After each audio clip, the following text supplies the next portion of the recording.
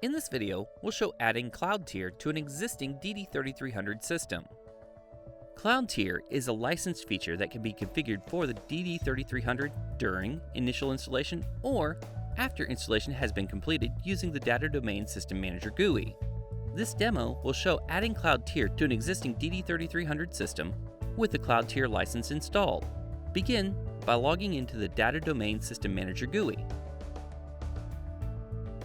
To add Cloud Tier, start by clicking Administration and then Licenses. Our system shows an active tier license. To add your Cloud Tier license, click Replace Licenses, then click on the ellipsis at the right of the License File dialog box. Then select your license file containing Cloud Tier. Click Open and then Apply. You'll now notice a cloud license within the Capacity Licenses chart. Ours indicates that we have 8 terabytes of licensed cloud capacity. Before we add a Cloud Tier provider, we must first disable the currently enabled file system. To disable the file system, go to the Data Management File System menu and click on the Disable Hyperlink at the bottom of the window. Then in the pop-up, click OK to disable it.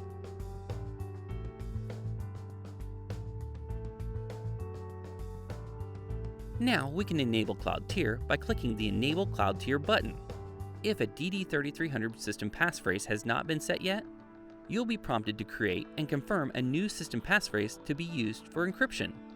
Next, a pop-up message indicating that Cloud Tiering moves data to a cloud storage provider based on data movement policies enabled by the DD3300 system administrator or by backup applications themselves.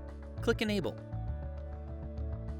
The next step is to add internal device storage for Cloud Tier metadata. To add Cloud Tier metadata devices, click on Hardware, then the Storage menu option. Expand the Cloud Tier section if it is not already expanded, and then click the Configure button. DD Cloud Tier uses internal system devices to store Cloud Tier metadata. Following best practices, we select both 1 terabyte devices and add them to the Cloud Tier.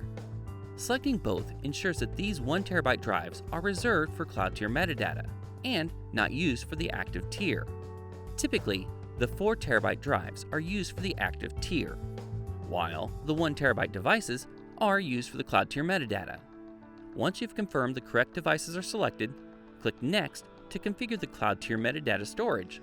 When complete, a summary of the Cloud Tier configuration change is shown. Click Done to continue. Now that the Cloud Tier feature is enabled and Cloud Tier storage is configured, we can enable the file system again.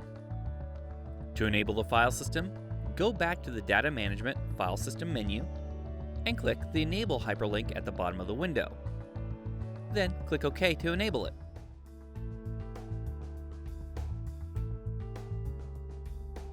The final step for Cloud Tier is to add a cloud unit and cloud storage provider to the DD3300 system.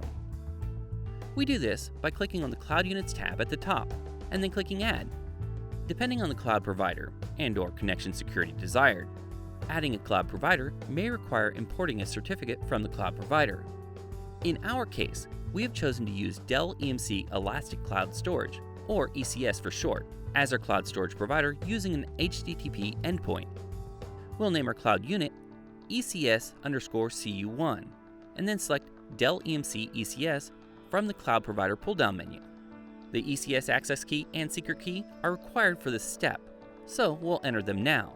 Here, we provide endpoint details for the DD3300 to access the cloud storage. This is done by providing a fully qualified domain name or IP address and port for the ECS endpoint.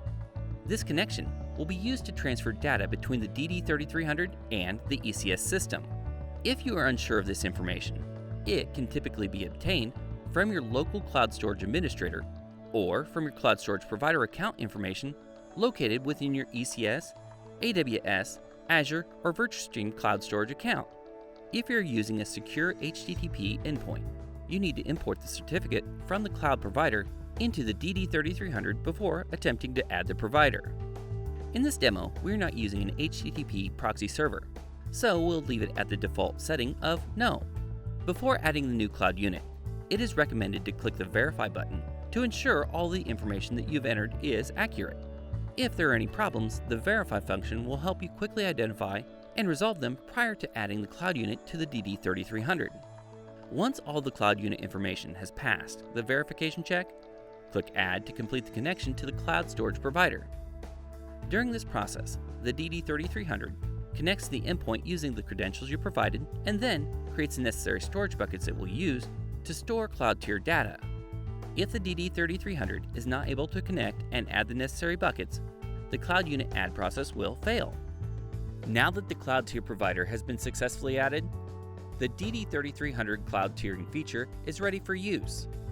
Consult the DDoS 6.1.1 Administration Guide and your Backup Application Administration Guide for additional details on cloud tier and the application-specific policy settings recommended for cloud tiering.